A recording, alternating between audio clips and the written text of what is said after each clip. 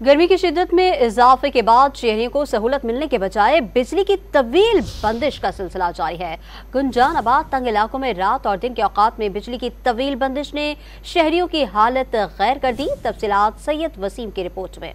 कराची में बिजली की बंदिश का सिलसिला जारी है। NDMA और PDMA सिंध की जानिब से हीट वेव का अलर्ट जारी होने के बावजूद के इलेक्ट्रिक ने शहरियों को सहूलत देने के बजाय दिन और रात के औकात में कई घंटों की बिजली की बंदिश शुरू कर दी। न सिर्फ ये बल्कि लोड शेडिंग से मुस्तस्ना इलाकों में भी बिजली की आंख मिचौली जारी है, जिससे शहरी परेशान है। तकरीबन 16 घंटे लाइट जा रही है और 8 घंटे मुश्किल से आती है, और जबकि यहाँ पे हम कम से कम भी अभी मैं यहाँ पे 50 बिल आपको ला के देता हूँ कि ये जमा हुए में हमारे। 1 घंटे दे रहे हैं लाइट इस गर्मी में, हम तो गुजारा कर रहे हैं बाहर खड़े हुए।